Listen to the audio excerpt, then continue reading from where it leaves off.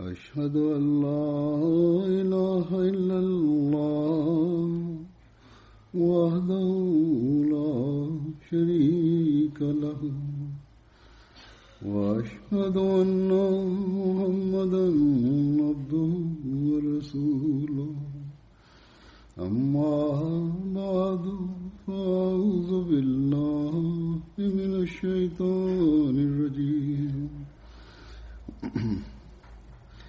بسم الله الرحمن الرحيم الحمد لله رب العالمين الرحمن الرحيم مالك يوم الدين إياك نعبد وإياك نستعين اهدنا الصراط المستقيم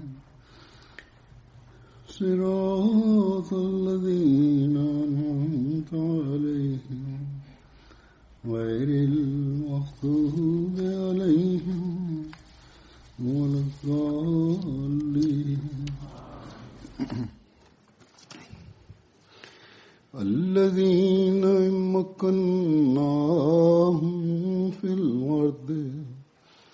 الذين مكناهم في الأرض أقاموا الصلاة وآتوا الزكاة وأمروا بالمعروف ونهوا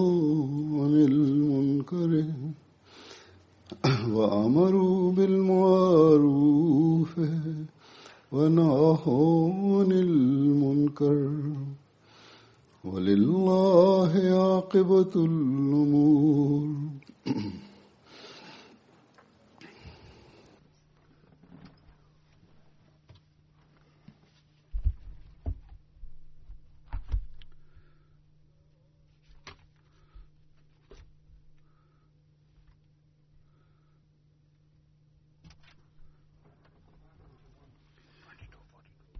Bismillahirrahmanirrahim.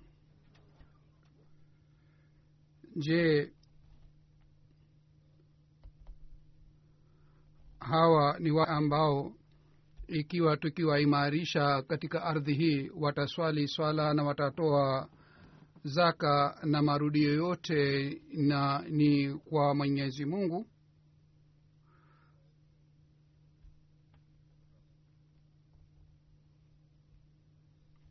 Katika aya hii Mwenyezi Mungu amewakumbusha waaminio, wale waaminio ambao ni waaminio kweli kweli, ambao wakipata nguvu na wakipata amani na utulivu na wakipata uhuru wa kufuata dini yao,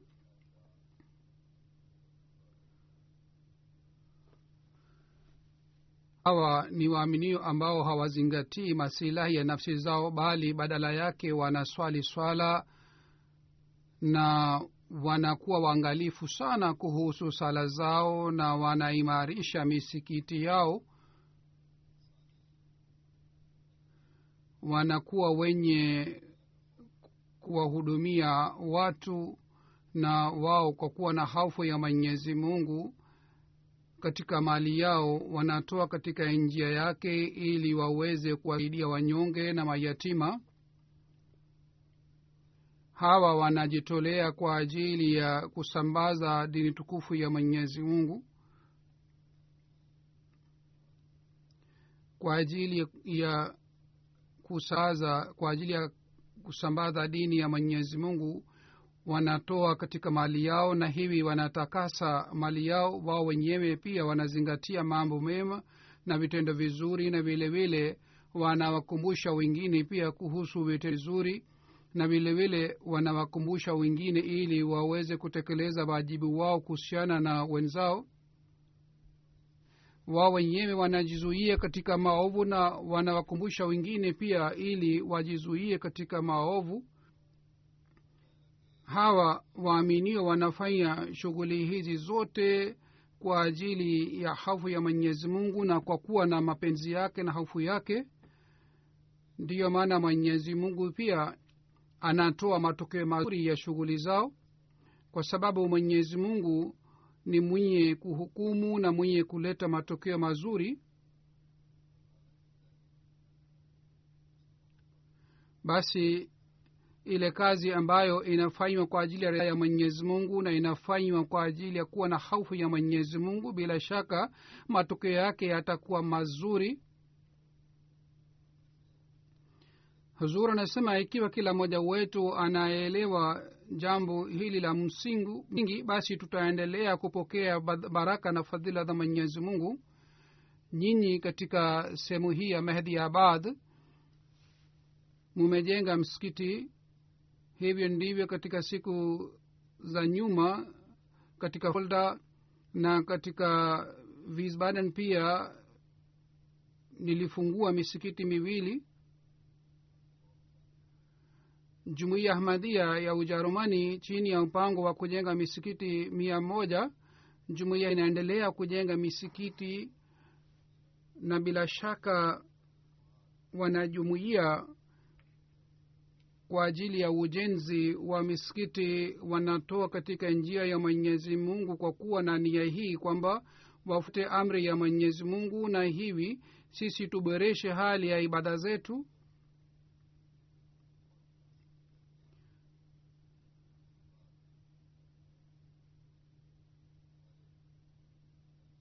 Baada ya kuhamia hapa kutoka Pakistan, hali yetu ya kiuchumi imeboreka. Ikiwa hali yetu imeboreka, kila mmoja wetu anatakiwa ajikumbushe kwamba sisi katika njia ya Allah tuendelee kutoa, na vile tujenge nyumba yake ili tuweze kujumuika humo na tuweze kusali swala humo na tuweze kusali swala kwa jamaa, na sisi tuweze kuleta hali ile katika swala zetu ambazo ni swala za kumwelekea Mwenyezi Mungu na kupata ukaribu naye, na vile vile tuweze kutimiza haki ya ibada bila kuwa na hofu. Katika Pakistan sisi hatuna uhuru wa dini. Kule sheria ya nchi inatuzuia kwamba tusijenge misikiti. Kule sisi haturuhusiwi kufanya ibada kwa uhuru, ili tuweze kutimiza haki ya ibada ya Mwenyezi Mungu. Lakini hapa kwa ajili ya kutimiza haki ya Mwenyezi Mungu tunaendelea kujenga misikiti. Mwenyezi Mungu ametujalia baraka zake, na upande wa kifedha pia Mungu ametujalia sana. Kwa hiyo tunatakiwa tufanye juhudi ya kutekeleza wajibu wetu kuhusiana na wenzetu. Sisi tumefanya bayati ya Sayyidina alayhi salatu wassalam ili tuweze kuboresha hali yetu ya kiroho na hali ya imani yetu.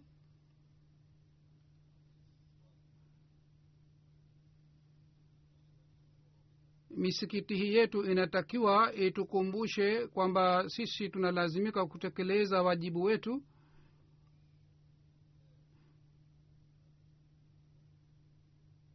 Kila mwanajumuiya anatakiwa awe na imani hii, na anatakiwa na wazo wa aina hili kwamba yeye analazimika kutekeleza wajibu wake, na anatakiwa abitishe kutoka katika vitendo vyake kwamba yeye ni mwenye kutekeleza wajibu wake. Pengine ujenzi wa misikiti hautaleta faida kwa ajili yake, itakuwa bure, na katika hali hii ujenzi wa misikiti hautaleta faida kwake, bali ujenzi wa misikiti utaleta faida wakati kila mwanajumuiya atazingatia ibada ya Allah subhanahu wa ta'ala. Na Waahmadiyya wanajumuiya wataswali swala, na kwa ajili ya swali swala kwa jamaa watakuja misikitini, kisha wataswali swala zao kwa makini sana na imani sana ikiwa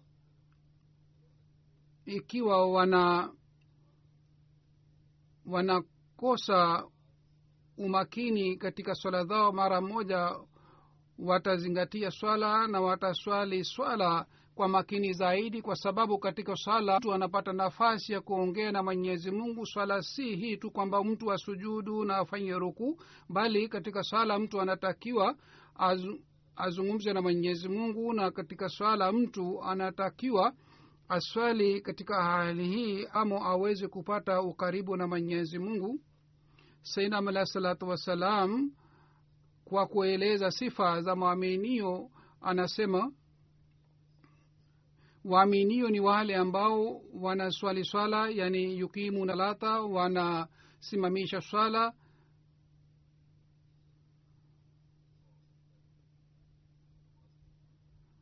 mcha Mungu sawa na uwezo wake anasimamisha swala. Baadhi wakati swala yake inaanguka, lakini yeye mara moja anasimamisha swala yake, anaimarisha swala yake, na mcha Mungu anaendelea kumwogopa Allah subhanahu wa ta'ala, na yeye anasimamisha swala yake. Wakati wa swala mtu anaweza kuwa na wasiwasi aina mbalimbali, na anaweza kuwa na hatari ya aina mbalimbali, na kwa sababu ya kuwa wasiwasi ya aina hii swala yake inaweza kupotea. Baadhi wakati mtu akipata wasiwasi moyoni mwake, basi yeye anakosa umakini katika swala yake. Basi wasiwasi ya aina hii inapatikana katika swala, ni sawasawa na kuanguka kwa swala. Lakini mwaminio ni yule ambaye mara moja anamwelekea Mwenyezi Mungu na anasimamisha swala yake na anaanza kusali swala kwa makini zaidi. Ikiwa mtu anakuwa na ucha Mungu moyoni mwake, basi mwaminio halisi katika hali hii akipata wasiwasi, mara moja anamwelekea Mwenyezi Mungu na anazingatia swala yake, anaimarisha swala yake. Yani katika swala akiona kwamba swala yake imeanguka na yeye ameanza kufikiria mambo mengine katika swala zake, basi mwaminio ni yule ambaye anafanya juhudi na mara moja anaanza swali swala kwa makini zaidi. Na hii ndiyo ni maana ya kusimamisha swala. Sayyidina al-Islam anasema kwamba mwaminio anaendelea kusimamisha swala yake mara kwa mara, ikianguka anasimamisha tena. Na mtu anapoendelea kusimamisha swala na anapoendelea kufanya juhudi ya kusimamisha swala, na yeye anaendelea kufanya juhudi ya kupata daraja ya juu ya swala yake, katika hali hii inakuja wakati ambamo Mwenyezi Mungu anamuongoza katika njia iliyonyoka. Kisha Sayyidina al-Islam ameeleza mwongozo maana yake ni nini. Amesema hali ya mwongozo ni ya aina hii kwamba mtu hapati hali ya kuisimamisha swala yake mara kwa mara, yani swala yake haianguki, yeye hawezi kufikiria mambo mengine katika swala zake. Yeye anapoongoka, basi mambo yake haya yote yandoka, na yeye baada ya kupata mwongozo swala yake inakuwa kama ni chakula kwa ajili yake, na yeye anaona kwamba sala ni muhimu kama chakula ni muhimu kwa ajili ya mwili wake, na swala inakuwa sehemu ya maisha yake. Kama mtu bila chakula hawezi kuishi duniani, hivyo ndivyo bila kuwa na swala mtu hawezi kuwa na maisha ya roho. Tena si hii tu kwamba kwa ajili ya kuwa na maisha mtu anakula chakula, bali Sayyidina alayhi salatu wasallam amesema kwamba hiki ni chakula ambacho kinakuwa na ladha ya hali ya juu. Yani sio chakula kwa ajili ya kuendeleza maisha, bali mtu anakuwa na ladha sana katika swala yake. Kama mtu anapokuwa na kiu na akipewa maji baridi anasikia ladha, na akipewa maji baridi katika hali ya kiu anajisikia ladha sana kwa sababu ya kunywa kwake. Huzuri anasema mtu akiwa na kiu na anakuwa anakosa maji, lakini mara moja anapata maji, tena maji yanakuwa baridi, basi kwa kunywa yale maji anasikia ladha sana. Hivyo ndivyo ni hali ya yule mwaminio ambaye anaswali kweli kweli na anasimamisha swala kweli kweli. Kisha Sayyidina ametoa mfano mwingine kwamba kuna mtu ambaye anakuwa na njaa sana, lakini yeye anapata chakula kizuri sana, na kwa kula kile chakula anapata raha sana na furaha sana. Hivyo ndivyo yule mtu ambaye anaswali swala kweli kweli, hali yake pia ikuwa ya aina hii. Na hii ndiyo ni swala halisi, yani mtu aswali swala kwa furaha na kwa raha, yani asiswali kama yeye amelazimishwa. Kisha Sayyidina Alayhi Salam ametoa mfano huu pia kwamba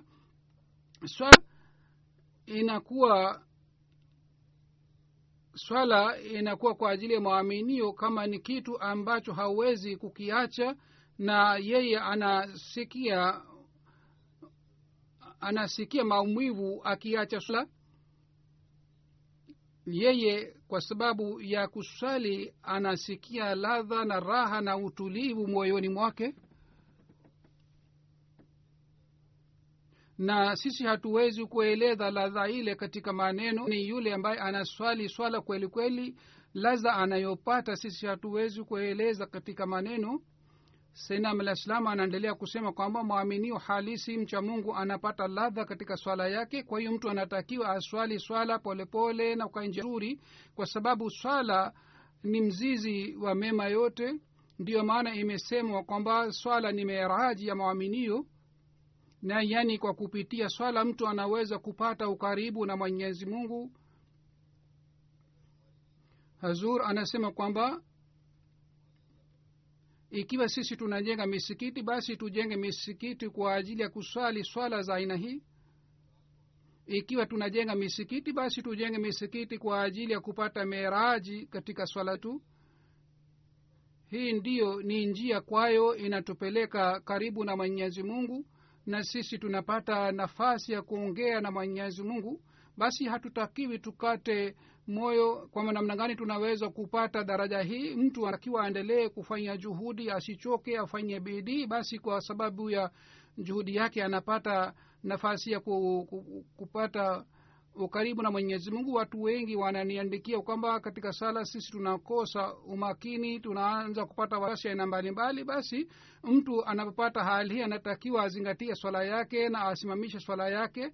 Katika hafla fulani mtu mmoja pia alimuuliza Sayyidina Alayhi Salatu Wasalam swali kwamba siku hizi mimi sipati ladha katika swala yangu, na mimi katika swala sipati raha na sipati umakini, kwa hiyo mimi napata wasiwasi katika sala yangu, na kwa sababu ya hali hii mimi najisikia kama ni maumivu sana, kwa mimi sipati ladha katika sala, nifanye nini? Sayyidina Alayhi Salam akamjibu na akasema hii pia ni fadhila za Mwenyezi Mungu, kwamba mtu wasiwasi ya aina hii hazipati ushindi juu yake, yani mtu haiachi nafasi ili wasiwasi ya aina hii ishinde juu yake. Amesema kwamba ikiwa mtu anapata hali ya aina hii ambamo wasiwasi ya aina hii haishindi juu yake, hii pia ni njia ya thawabu, yani mtu anapata ujira na thawabu kutoka kwa Mwenyezi Mungu kwa sababu ya bidii yake na kwa sababu ya juhudi yake. Amesema yule mtu ambaye anakuwa na nafsi amara, yeye hajui maovu ni nini, yeye anaendelea kufanya maovu na dhambi na hajali anafanya dhambi. Lakini ikiwa mtu anakuwa na nafsi lawama, basi yeye akifanya kosa anajuta na anajilaumu kwamba amekosea. Ikiwa mtu anaona haya na anajuta na anaona kwamba amefanya dhambi, basi mtu anapata thawabu kwa sababu ya tabia yake hii pia, na yeye katika hali anaendelea kutubu. Huyu mtu sio mtumwa wa nafsi yake, bali yeye anaendelea kupigana na nafsi yake. Sayyidina Alayhi Salam amesema kwamba ikiwa mtu anapata wasiwasi na mawazo ya mbalimbali katika swala, lakini mtu anafanya juhudi ya kuondoa wasiwasi na yeye anajaribu kuzingatia swala yake, basi anapata thawabu yake. Na hali ya aina hii inatakiwa ipatikane. Mtu hatakiwi avunjike moyo wake kwa sababu ya hii, kwa sababu ya kuwa na hali mtu anapata ujira mkubwa mpaka Mwenyezi Mungu mwenyewe anateremsha utulivu na rehema ya Mwenyezi Mungu inashuka na mtu anapata utulivu kweli kweli.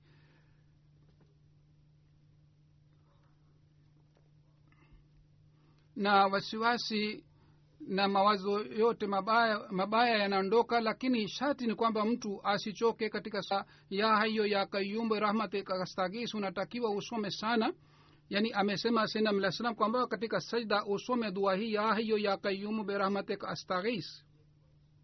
Lakini unatakiwa ukumbuke kwamba usifanye haraka. Mtu anatakiwa awe shujaa. Yule mtu ambaye anataka mambo yote yafanyike haraka haraka, yeye sio mtu mwenye ushujaa. Hazur anasema kwamba jambo hili la msingi linatakiwa kila mtu akumbuke kwamba yeye asifanye haraka katika mambo yake, yeye asivunjike moyo, bali anatakiwa aendelee kufanya juhudi na anaendelea kuwa karibu na Mwenyezi Mungu kila wakati, na aendelee kushika Mwenyezi Mungu. Hatimaye shetani atashindwa na atakimbia na hataweza kuwa karibu naye. Lakini kama mtu anataka mambo yote yafanyike haraka haraka na yeye haswali swala, hafanyi juhudi katika swala, basi katika hali hii mtu anaweza kukamatwa na shetani. Kwa kawaida tunaona kwamba mwanadamu anataka mambo yote haraka haraka. Ikiwa hapati matokeo haraka, basi anaona kwamba haina faida ya maombi yake. Alifanya maombi lakini hakuona matokeo haraka sana. Ikiwa mtu anaendelea kuomba dunia tu, Mungu hapokei maombi ya aina hii.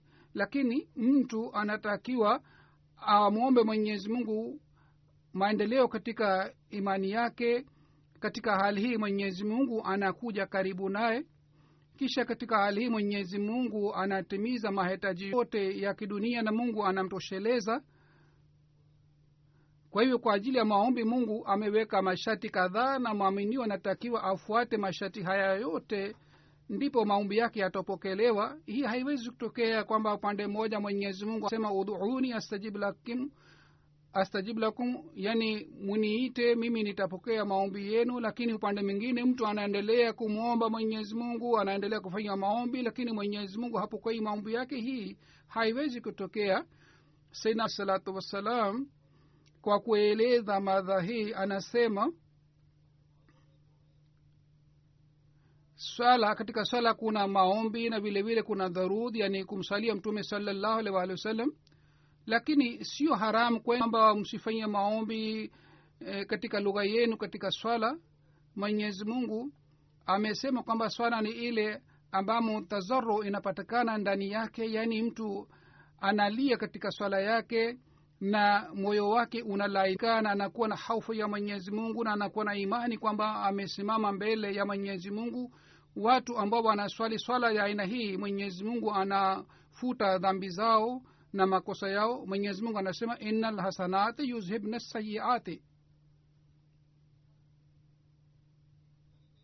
yani mtu akifanya mema, akiendelea kufanya vitendo vizuri, basi maovu yote yanaondoka.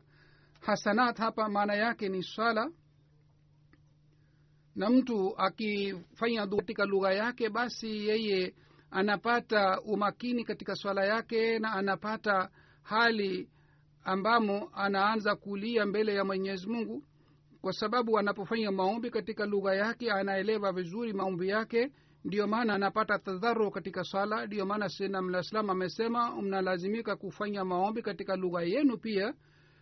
Kisha amesema kwamba maombi yaliyofundishwa na Mwenyezi Mungu, yale maombi pia yanatakiwa yafanywe. Na katika maombi haya yote, maombi ambayo ni maombi mzuri ni sura al-Fatiha. Katika sura al-Fatiha Mwenyezi Mungu ametufundisha dua hii, ihdina sirat al-mustaqim.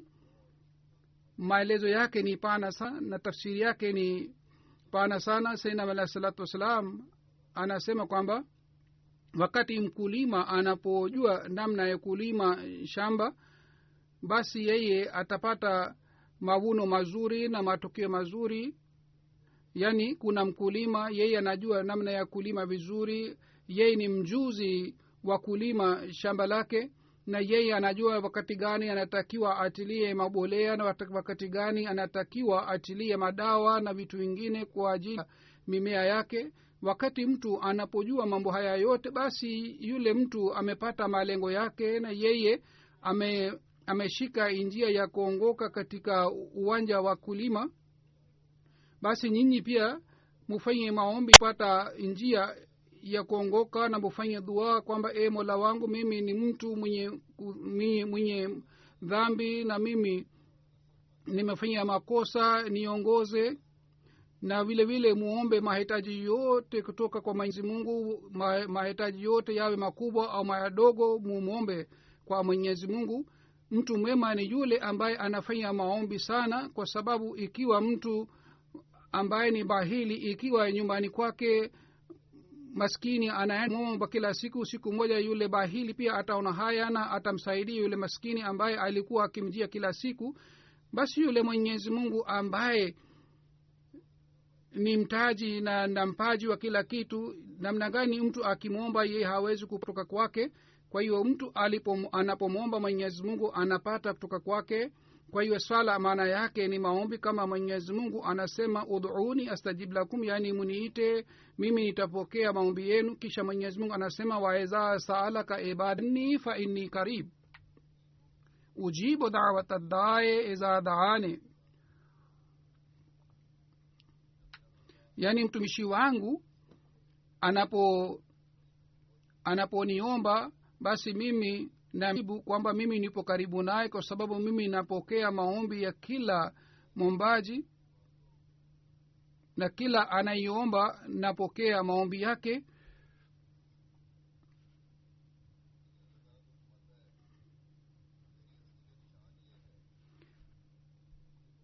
Mwenyezi Mungu anasema kwamba nishani ya dhati yangu ni kwamba muniombe nitapokea maombi yenu, na muombe kwangu nitapokea maombi yenu na nitawajibu. Wapo wengine ambao wanasema wanafanya maombi sana lakini Mungu hatoi majibu. Ikiwa kuna watu wanasema tunamuomba sana Mwenyezi Mungu lakini yeye hatoi majibu, basi mfano wake ni sawa na yule mtu ambaye amesimama mbali na mtu mwingine na anamuita, anakuwa mbali sana na yeye anamuita. Sasa yule mtu ambaye ameitwa ni mbali sana, na upande mwingine yule mtu ambaye anamuita yeye pia huenda ana maradhi katika masikio yake. Yule mtu ambaye aliitwa ataajibu, lakini kwa sababu wewe kuwa na maradhi katika masikio yake hutaweza kusikia majibu yake. Hata kama yeye amekujibu lakini hutaweza kusikia majibu. Basi amesema kwamba madamu umbali huu utakapoendelea kuondoka mtasikia vizuri sana, yani jinsi mkiendelea kuwa karibu na Mwenyezi Mungu sawa na ile hali mtaendelea kusikia sauti yake. Tangu Mwenyezi Mungu ameumba dunia hii ameweka kanuni kwamba anaongea na watumishi wake. Ikiwa kanuni hii isingekuwepo, basi polepole watu wangemsahau Mwenyezi Mungu na wasingekuwa na imani juu yake. Ikiwa Mwenyezi Mungu yupo na watu wanakuwa na imani kwamba Mwenyezi Mungu yupo, basi dalili yake ni kwamba sisi tumsikie anaongea na tumemuona.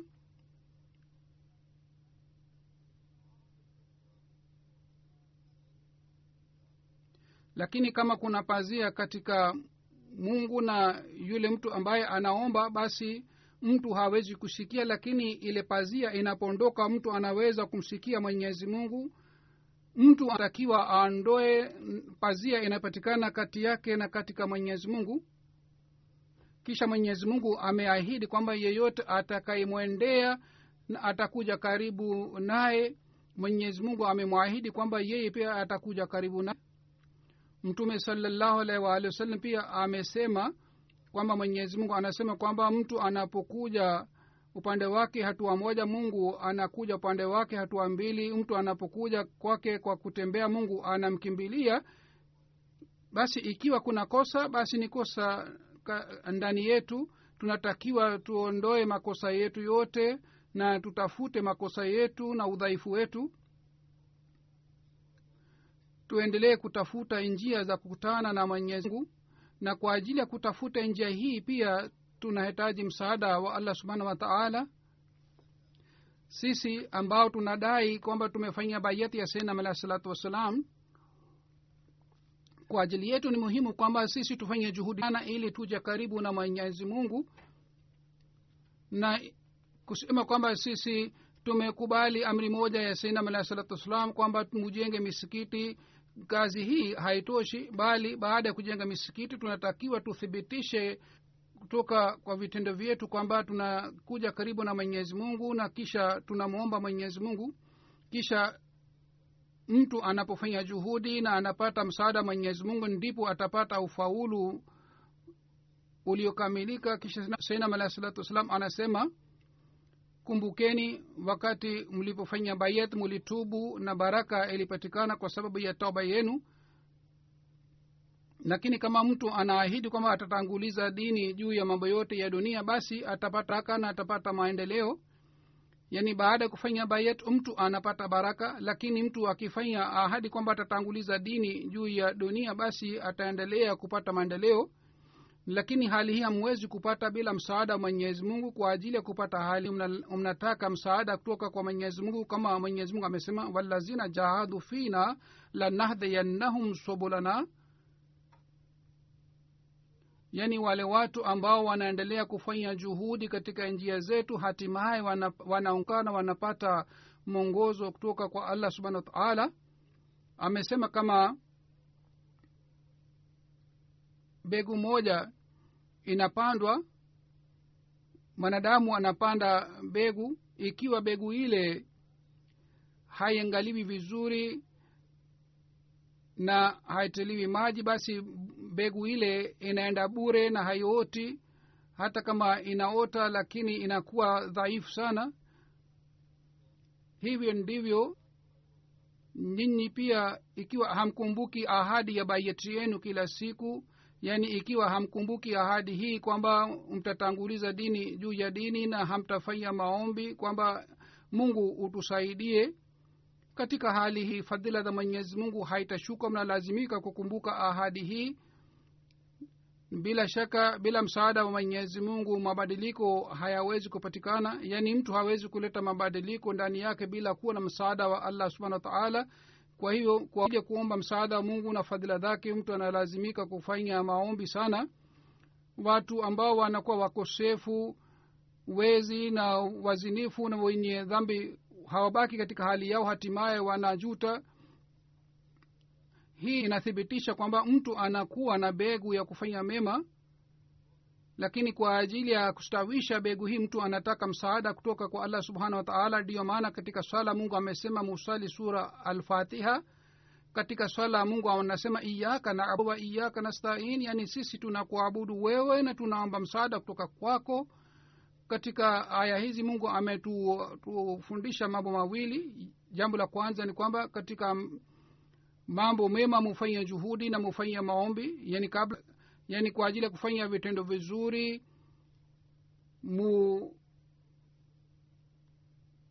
mufanye juhudi sana na mufanye maombi. Na jambo hili limeelezwa katika neno la na'budu.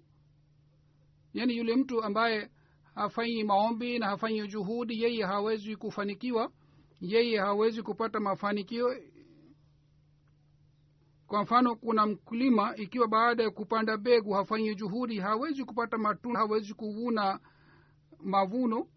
Kwa hiyo hii ni sunna ya Mwenyezi Mungu, sunna ya Mwenyezi Mungu kwamba mtu baada ya kupanda begu yeye hajali kuhusu begu ile aliyoda, hawezi kupata matunda yake. Kuna mkulima ambaye anafanya juhudi sana, anaangalia vizuri begu aliyopanda, lazima atapata mafanikio. Lakini kuna mkulima mwingine yeye hafanyi juhudi au juhudi yake ndogo sana, basi yeye hawezi kupata mavuno mazuri, yeye hataweza kulipa madeni yake na yeye ataendelea kubaki katika hali ya umaskini. Hivyo ndivyo kuna shughuli za dini. Katika shughuli za dini wapo wanafiki katika shughuli za dini. Wapo watu ambao wanakuwa wanafiki, wanakuwa wenye madhambi mbalimbali, lakini hatimaye wanakuwa watu wema, wanakuwa wacha Mungu na wanakuwa swalihina na wanakuwa mawalii wa Mwenyezi Mungu ikiwa wanaendelea kufanya juhudi, na hawa watu wanapata daraja kutoka kwa Mwenyezi Mungu. Wapo wengine ambao wanaendelea kuswali swala miaka 40 hata zaidi, lakini hali yao inakuwa kama ilikuwa siku ya kwanza. Mabadiliko mazuri hayapatikani ndani yao. Hata wakiswali, hata wakifunga saumu 30 katika Ramadhan, hawapati mabadiliko, hawapati faida, bali mara baada ya Ramadhan wanarudi katika hali yao ya zamani. Wapo wengine ambao wanasema kwamba tunaswali swala kwa muda mrefu sana, lakini hatupati msaada kutoka kwa Mwenyezi Mungu. Wao wanadai kwamba ni wacha Mungu na wanaswali swala sana, lakini wanasema hawapati msaada wa Mwenyezi Mungu. Sababu yake ni kwamba wao wanaswali swala ya kuonyesha watu tu, swala yao ni ya swala ya kidhahiri, na hawatafuti madhambi yao na makosa yao. Yani hawatafuti wao wana makosa yana gani, wanafanya madhambi gani, wala hawatubu kweli kweli. Wakati mtu anapotafuta madhambi yake na makosa yake, basi atatubu kweli kweli. Kwa hiyo hawa watu wanabaki katika hali yao ya zamani, na hawa watu wanakuwa katika hali yao ya wanyama na wanafanana na wanyama.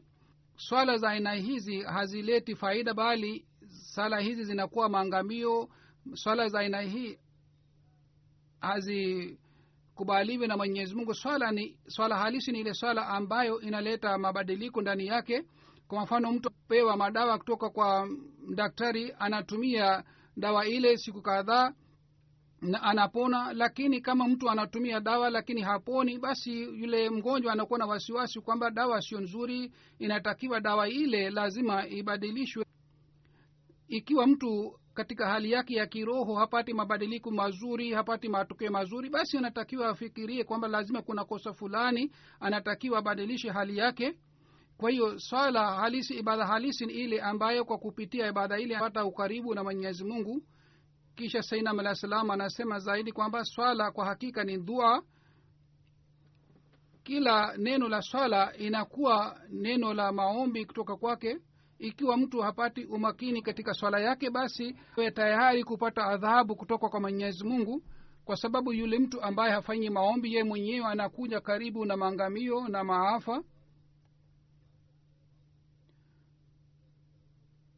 Mfano wake ni mfano wa yule kiongozi ambaye anawatangazia watu kwamba anawasaidia wanyonge na maskini, na anawasaidia wale wote ambao wanahitaji msaada.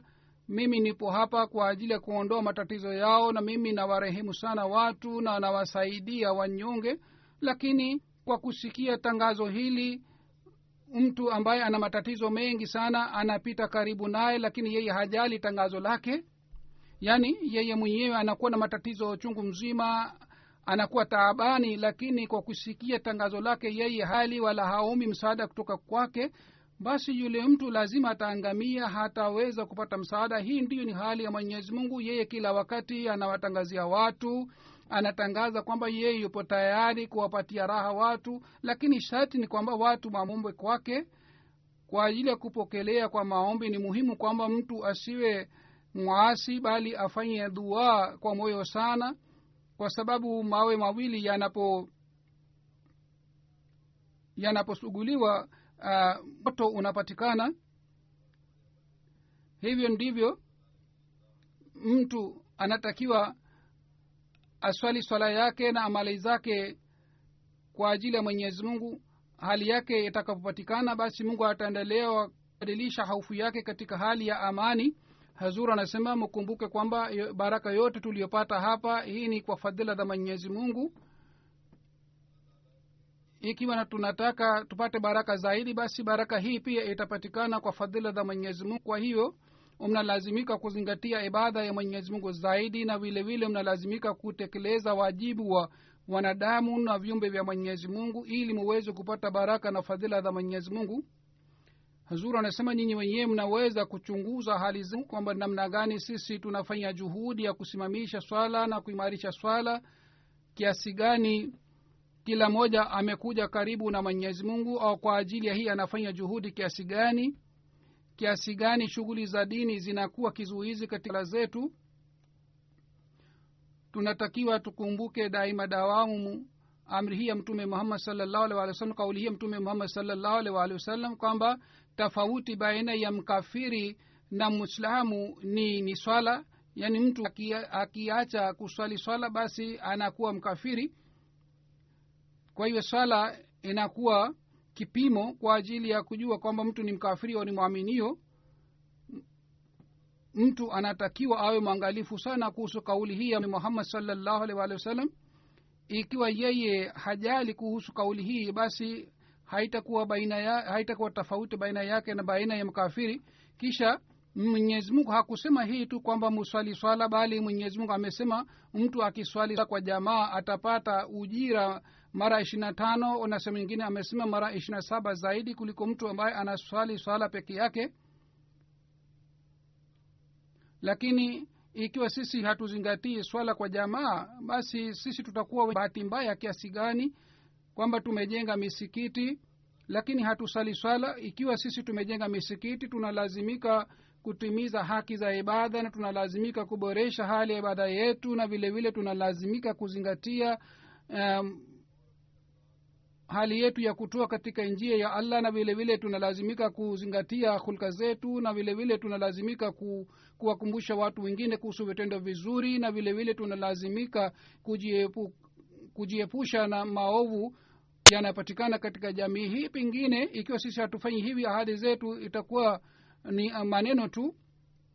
Tunatakiwa tuzingatie nasahi ya Sayyidina al-Islam. Anasema nyinyi muwe watu wa aina hii kwamba nia ya Mungu iwe yenu, ridha yake iwe ridha yenu, na vitu vyote viwe kwa ajili ya Mwenyezi Mungu, maisha yenu yawe kwa ajili ya Mwenyezi Mungu. Na mtu aondoe uchafu wa kila aina. Mwenyezi Mungu hajali kuhusu mtu ambaye nia yake haiafiki na nia ya Mwenyezi Mungu.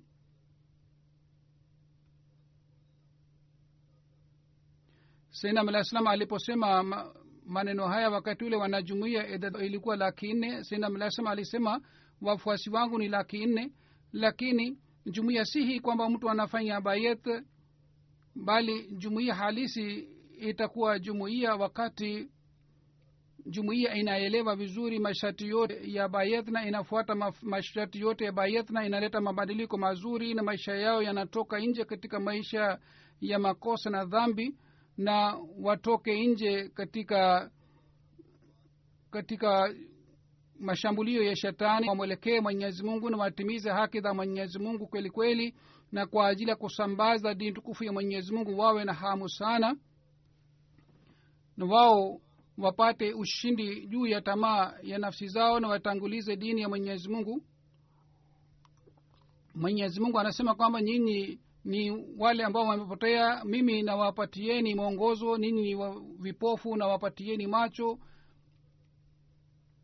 Ni sifa ya satari ya Mwenyezi Mungu ambayo inasita aibu za watu, lakini ikiwa aibu za watu zinaelezwa mbele ya watu, huenda wapo wengine ambao hawatataka kukuja karibu na watu wengine. Yani hii ni fadhila za Mwenyezi Mungu kwamba yeye amesitiri aibu zetu, lakini ikiwa aibu zetu zinadhihirika katika hali, huenda watapatikana watu ambao hawatapenda kwenda karibu na mtu. Kwa hiyo Mwenyezi Mungu ni satar. Mwenyezi Mungu hadhihirishi aibu za watu. Kwa hiyo kila mtu anatakiwa apate maendeleo katika vitendo vizuri na aendelee kufanya maombi. Bila shaka muwe na yakini kwamba ikiwa tofauti haipatikani baina ya wanajumuiya na wasio wanajumuiya katika hali hii, Mwenyezi Mungu sio jamaa wa watu kadhaa. Ikiwa tumefanya bayat na hatuleti mabadiliko ndani yetu, basi katika hali tunatakiwa Mwenyezi Mungu jamaa wa mtu yeyote. Kwa nini itokee kwamba Mwenyezi Mungu asiwajali kuhusu wengine, yeye atupatie heshima? Kwa sababu Mwenyezi Mungu sio jamaa wa mtu yeyote. Katika hali hii, kwa nini Mwenyezi Mungu awaadhibu wengine yeye na atupatie neema zake? Mwenyezi Mungu anasema inama yataqabbalullahu minal muttaqina, yani wacha Mungu ni wale ambao wanamwogopa Mwenyezi Mungu, wanamcha yeye. na wao wanaacha maovu ya aina na wanaacha mambo yote ambayo yanakuwa kinyume na ridhaa ya Mwenyezi Mungu. Wao wanatanguliza ridhaa ya Mwenyezi Mungu juu ya mambo yote ya kidunia. Wanapatikana watu wengine ambao wasikia kutoka kwa sikio moja na wanatoa katika sikio lingine, na hawafuati nasaha. Hata kama wanapewa nasaha hawapati athari. Kumbukeni kwamba Mwenyezi Mungu ni As-Samad. Yeye pia hajali ikiwa mtu hafanyi maombi kwa moyo sana. Mwenyezi Mungu pia hajali kuhusu yule mtu. Sasa angalieni, kama kuna mtu ambaye mtoto wake anaumwa na anapata matatizo, akipata hali hii anakuwa anafanya maombi sana. Hivyo ndivyo ikiwa katika maombi mtu hapati hali ya tazaro, maombi yake pia hayapokelewi. Kwa ajili ya kupokelewa kwa maombi mtu anatakiwa awe na istirab, kama Mwenyezi Mungu amesema amma yujibul mustarra idha da'ahu. Yani ni Mwenyezi Mungu pekee ambaye anapokea maombi ya yule aliyedhikika. Yani hali yake inakuwa ya istirab. Katika hali anapofanya maombi Mungu anapokea maombi yake. Kisha Sayyidina al-Islam anasema mnaporekebisha hali zenu murekebishe hali ya ahali zenu pia. Amesema msaada wa Mwenyezi Mungu unapatikana wakati mtu anapopata maendeleo na waendelea kupiga hatua mbele, na hao ndio wale ambao wao utakuwa mema. Tumeona watu wengine ambao wanakuwa na shauku sana na wanalia sana katika swala, lakini baadaye wanakwama na hawapati maendeleo sana na mwisho wao unakuwa mbaya. Mwenyezi Mungu ametufundisha dua hii katika Qur'an, aslih li fi zurriyati, yani e Mola wangu urekebishe watoto wangu pia. Yani mtu alete mabadiliko ndani yake, na yeye aendelee kufanya maombi kwa ajili ya mke wake na watoto wake, kwa sababu fitina kubwa inapatikana kutoka kwa watoto na mke. Sasa angalieni, fitina ya kwanza iliyopatikana juu ya Adam ilipatikana kutoka watoto wake na mke wake.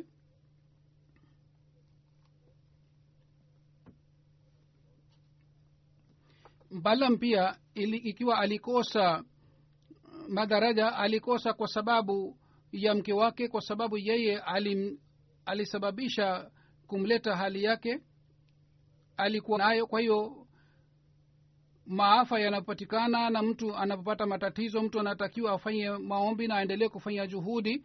Mwenyezi Mungu atujalie kwamba ikiwa sisi upande mmoja tulete mabadiliko mazuri ndani ya nafsi zetu, pamoja na tuendelee kuzingatia swala zetu, tusimamishe na tuimarishe swala zetu na tusali swala kweli kweli, na tuweze kuboresha hulka zetu na tuweze kutoa katika njia ya Mwenyezi Mungu, tuweze kusambaza vitendo vizuri na tuweze kujiepusha na maovu na kuepukana na maovu, na vile vile tuweze kuwafundisha watoto wetu wawe wenye kuepukana na maovu. Na sisi pamoja na ibada tuendelee kuwafikishia watu ujumbe wa Islam, tuweze kufanya mahubiri na tuweze kuwafanya hawa watu waweze kumwabudu Allah subhanahu wa ta'ala. Na hii inaweza kutokea wakati sisi tutaleta mabadiliko mazuri ndani yetu. Mwenyezi Mungu atujalie tuweze kufanya hivi. Sasa nataka nieleze maelezo ya ujenzi wa msikiti huu. Sehemu hii inaitwa Mahdiabad.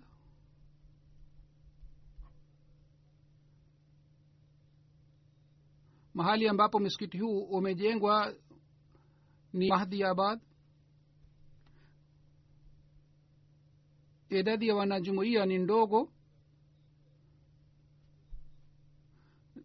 na sehemu hii ilikuwa shamba, lakini shamba linunuliwa 1989, na sehemu fulani ni kwa ajili ya kulima, na sehemu moja imetumika kwa ajili ya ujenzi wa misikiti.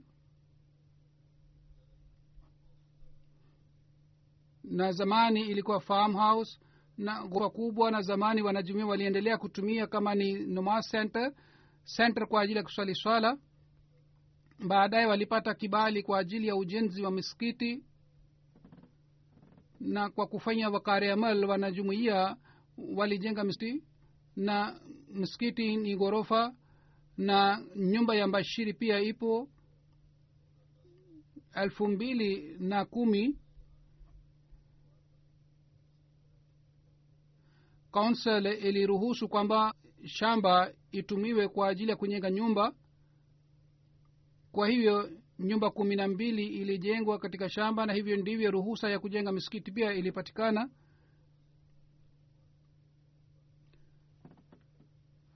Na sehemu fulani jumuiya iliwauzia watu, na sehemu fulani jumuiya imeweka kwa ajili ya kujenga nyumba.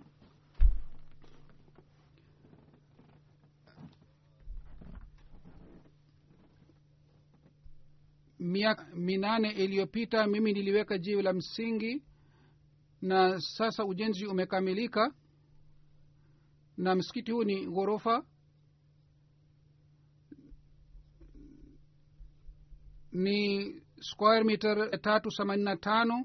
Watu 210 wanaweza kusali katika ghorofa ya juu. Wanaume wanaswali na chini wanawake wanaswali. Takriban 510,000 euro imetumika juu ya ujenzi wa msikiti, na 200,000 euro wanajumuiya wa hapa wamejitolea, na fedha nyingine ilitolewa katika mchango wa misikiti 100. Mwenyezi Mungu awapatie ujira mema wale wote ambao walitoa mchango katika ujenzi wa misikiti, na wanajumuiya wa hapa waweze kutimiza haki ya ibada zaidi kuliko zamani. Amin.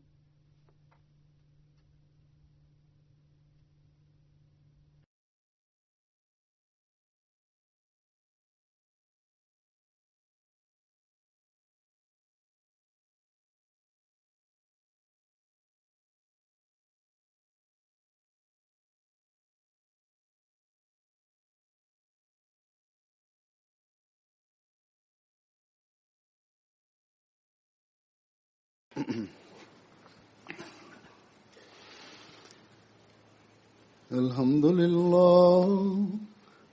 لله نحمده ونستعينه ونستغفره ونؤمن به ونتوكل عليه ونعوذ بالله من شرور أنفسنا ومن سيئات أعمالنا. من يهده الله فلا مضل له ومن يضلل فلا هادي له.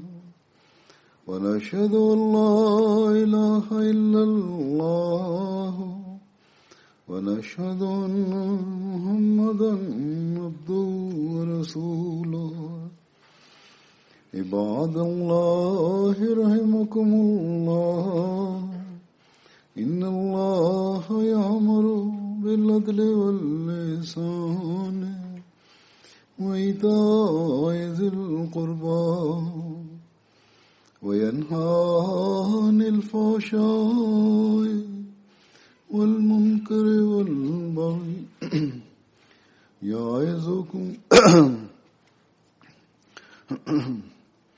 يعظكم لعلكم تذكرون. اذكروا الله يذكركم وادعوه يستجب لكم ولذكر الله أكبر.